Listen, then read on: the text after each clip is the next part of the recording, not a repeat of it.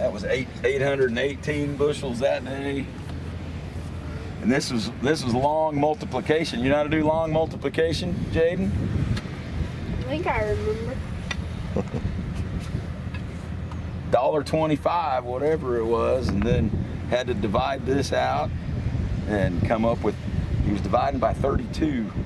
That's not 32 pounds a bushel, because wheat is 60 pounds a bushel. 32, let's see, 300, let's see, 3,350 divided by 32. Mm-hmm. Okay. And division was not my strong suit. And then I guess he got, Holy moly. he got a little lazy. This is his first cutting of hay on his year up wherever he was baling, and then there's his second cutting in June. Doesn't have a year on it, so I'm not sure how far back it goes. But anyway, I'm sure his hay press was right next to the threshing machine in the barn, and so he just said, "Hey, we're going to keep track of it right here." Okay, so this is Oliver. Yes, Oliver, Nichols and Shepherd. Oliver bought the Nichols and Shepherd threshing machine company in the 20s, probably, and late 20s. And so they kept the Red River Special line because it was one of the most popular threshing machines ever built. Them and Keck Gonerman made the two best threshing machines as far as cleaning the grain and the most, the least amount of repairs for your hourly, work ethic. So Well, you just answered the question I was about to ask. there you go. And as far as the quality today, we're still using it today to Still demonstrate using it. how these things work. How has it stood up over time? Yeah, the whole cylinder technology with the teeth and rotating shaft to beat the grain out of the heads is still in process today. Now they've come along with the axial flow. Nick Case invented that years ago, where they rotated the cylinders in a horizontal plane instead of in a forward plane. They were in line with the combine as opposed to perpendicular to the combine. Some like it, some still like the old cylinder method. So you know where the term combine came from, don't you? I do not. They combined a thrashing machine with a binder. Oh, okay. And so that combined thrashing machine with the binder, put a power plant on it. Yeah. There's your combine. Okay. And most people I didn't know that till I came up here in 1999 and started thrashing. And bought my first steam engine, and Chatty Atterbury taught me that. He said it's called a combination. My dad told me about that way back when. Yeah. I was probably younger than him. Yeah, my first job on my grandpa's combine, I was the grease monkey. And that was when we used to suck grease out of a 5-gallon pail into the greaser. And there were like 53 grease zerks on that combine. There's 57 on this thrashing machine. I got a dozen grease cups too that I have to fill that are on some of the wooden. But I would bet the grease zerks on this machine are more exposed than our modern machinery. Yeah, you can get to the modern engineers for some reason design things to be hidden. So you have to take part of your machine apart to get to parts that need to be lubricated. Yeah, modern day engineers never spent a day in the field. There you go. Back in the teens and 20s, those case field guys were the ones that went back to the factory, and the engineers were all there together. And they would send out field engineers, if you will, if they had a problem that they couldn't fix. And sometimes it would involve a .22 handgun popping a hole in a piece of angle iron or a piece of steel where a bolt needed to go to make a new attachment for a support. Wow. That was their engineering in the teens. I've heard those stories, and that's thinking on your feet, Yeah. Those guys, that's all they had. They couldn't ask Siri, how do I fix this, or what if this wheel comes off? Right. It was real men thinking with real brains. You showed somebody his age this machine and tell them, there wasn't a computer around when that thing was designed. That was all somebody's head. Coming out of somebody's head. That's what you're lucky to have electricity of any kind. Oh yeah.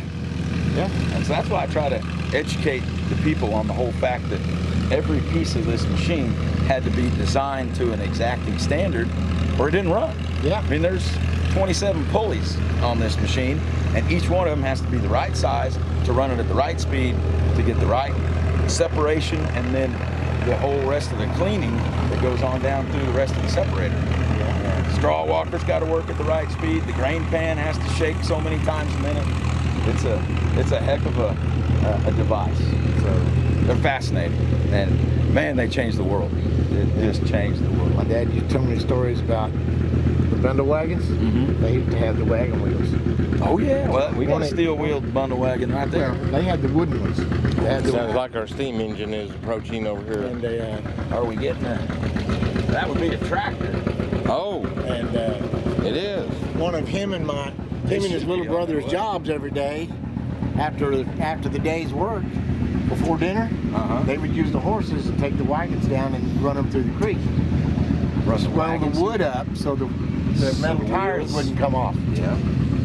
You know, and because you're out there in the dirt absorbs the moisture out of that wood. Yeah.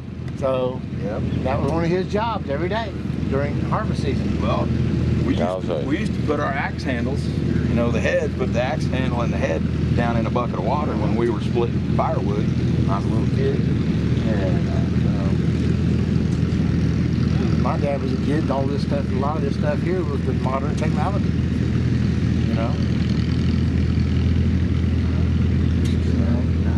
Matter of fact, Joyland. I like my steak medium and bleeding. ... Joyland, you say was built in 1921? 20. 20? Isn't that right, Jaden? 1920? Oh, you talking about the steam engine? Yeah, Joyland. Yeah, 1920. Okay. You like the See, song? it's a year older than my mom. Oh, wow. Wow. You? How old are you? I'm 57. Okay. Yeah, I'll be 58 in August. my grandmother was born in 1913, same year the Titanic sank. Yeah. My dad was born in 1912 Wow. in February. So did he thrash with steam? Oh yeah, they did all So that. he pitched a bunch, bundled. Back in that day, the family farm was 60 to 80 acres. Yeah. And you would have 3 or 4 farmers who would go together and buy a threshing machine. Yeah. 3 or 4 to go together and buy a steam engine. Yeah. And then the whole community would meet somewhere locally and Right. do their business. Man, we spent. When it helped define what a community really is. Yeah, it's community farming. Yes. And Thrash light for the first 20 minutes, because man, But doing it in a capitalistic way, where each farmer has his own business going on, but they cooperated with one another for everybody would work common together good. and Yeah. get each other's stuff done. Yeah, and the government had nothing to do with it. So, and how you doing? that all ended after the Depression. Yeah, yeah. So, I heard steam school went off well. Had good weather. Well, lots of inventions were coming around to yeah, increase productivity yeah. at that time. It's amazing some of the first internal combustion tractors. Pawnee City Lake. They're as big, if not bigger, than a steam tractor, Right, but they won't do the same work. right. Yes, yes. Big steam. And we're not that far away from some very unique things that have happened in our world history. For instance, I primarily grew up in Amarillo, Texas. Okay. Close by is a town by the name of Borger. Borger did not exist before 1926. So therefore, there were no roads, railroads, or anything in that whole area of that county. It was just ranching country, primarily.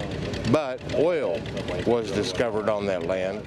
Yeah. And within 1 year, there were more vehicles per capita in Borger, Texas, which actually was established in 1926, than any other place on the planet Earth.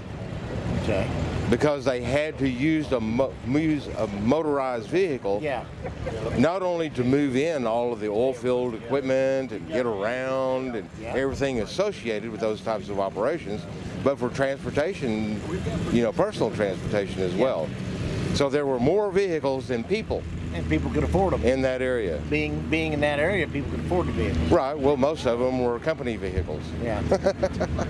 All your trucks and, hauling all that stuff around, in and out, one thing and another. First learned of Borger, Texas a few months ago.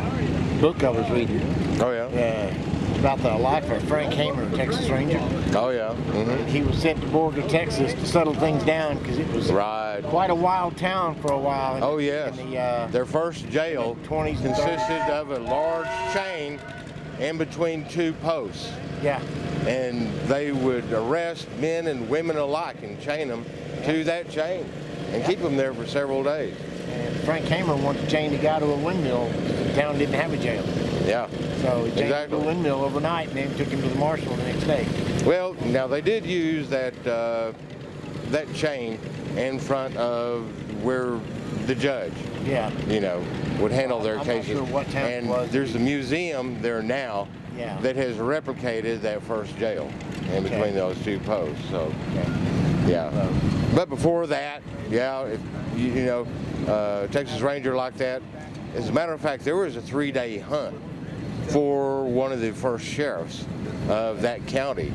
He was in charge of the gambling machines and the prostitution that was going on. Yeah. And Mentioned in the book of there was quite a hullabaloo about that, so he took off and took the Texas Rangers and the county posse to bring him back in after a 3-day manhunt. Quite interesting history. Also, close to there is a town by the name of Sunray. Sunray's distinction is it was the very first location for mobile telephone service. Okay. It's a radio telephone. There were a lot of accidents that happened out in the oil patch. Sunray was kind of in the middle of that and up on high ground. So they established a radio tower there that would service all of the telephones, which then were installed in the driller's shack up on those drilling rigs. If you're checking out things, El Reno, Oklahoma, there's Fort Reno. Okay. That'd be a good place to. Okay. There's Thanks for the tip. There's some. This is it. We got a cemetery there. It's got some graves from some Indian scouts that helped the cavalry.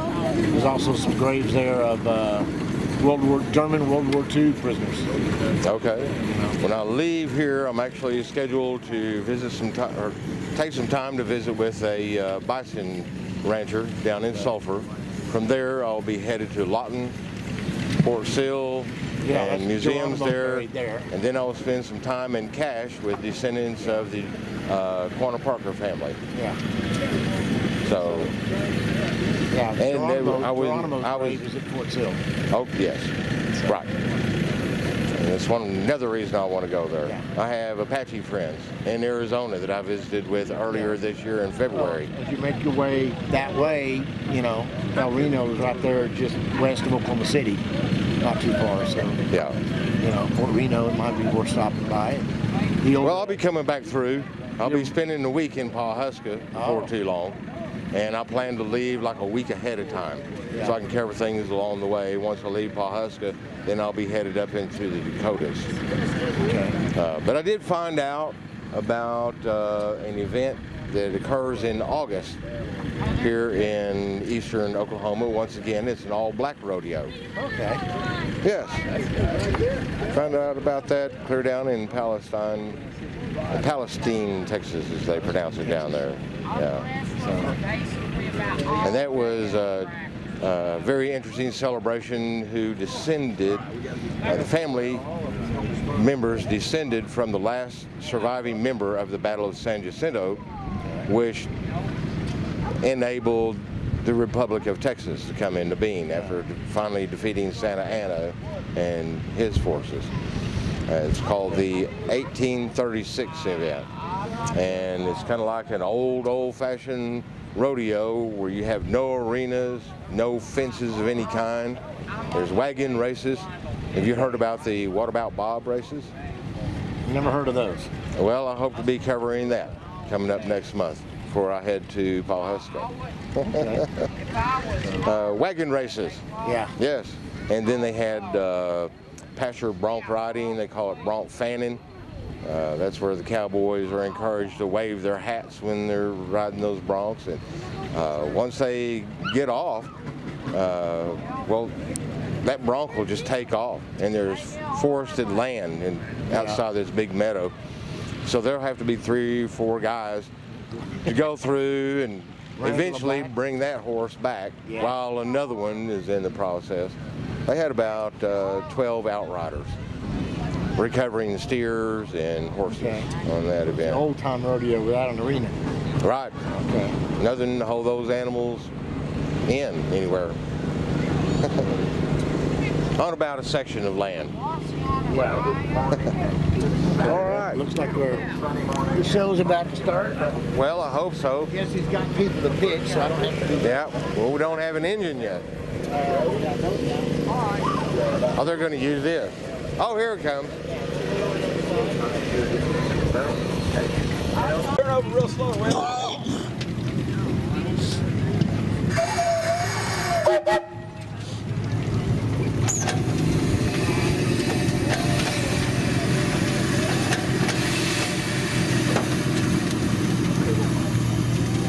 Hey, Will.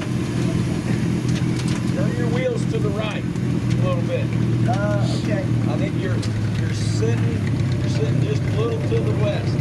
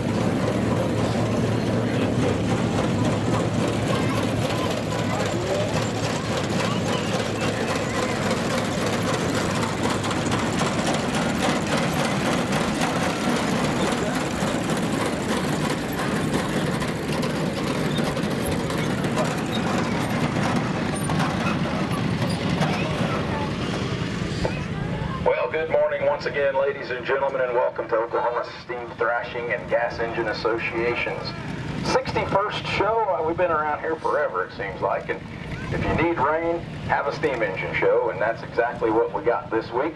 But just like they did 100 years ago, we didn't have a choice. The show must go on. The thrashing had to take place when the grain was ready and the shocks were in the field. The bundle pitchers and the wagons and the horses and when the steam engine and the thrashing machine came to the farm set, they were on.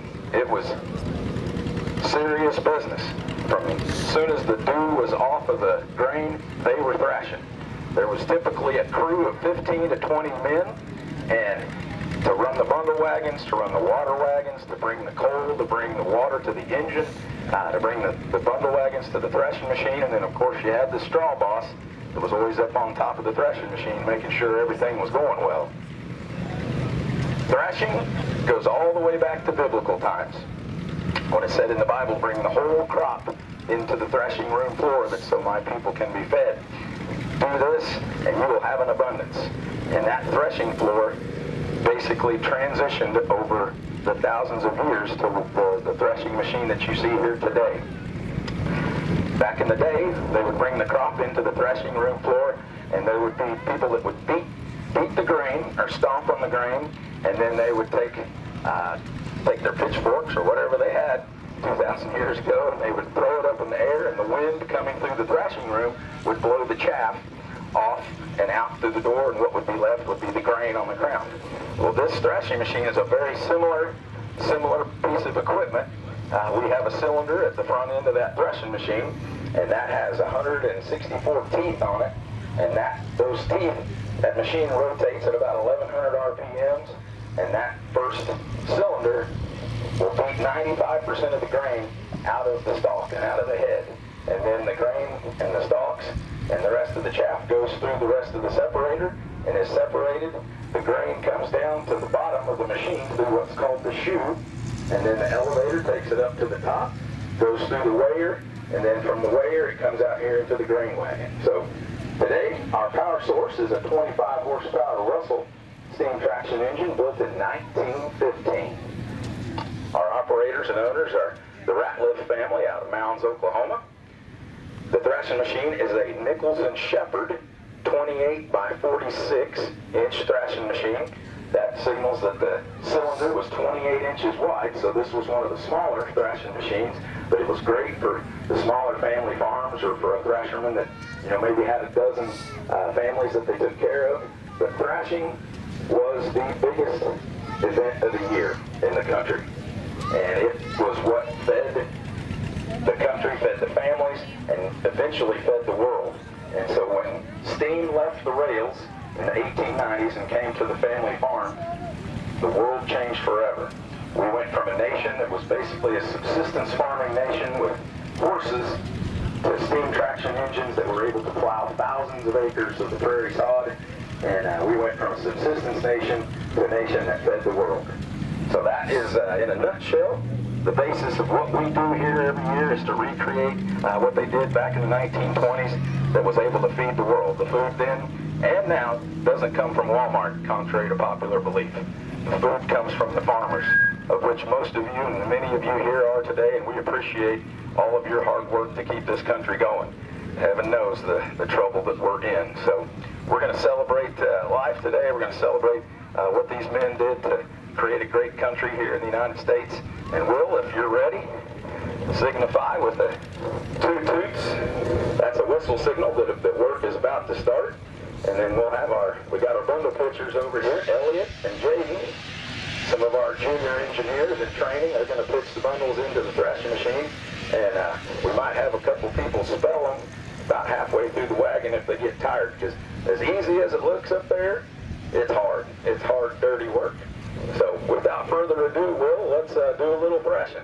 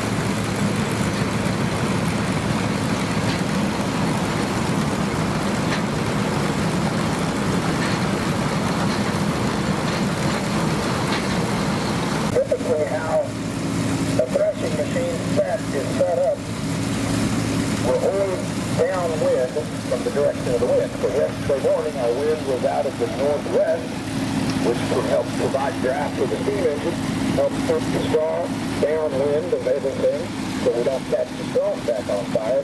But today, as Oklahoma weather would have it, our wind is right out of the south wind and hard to keep the straw from going everywhere. So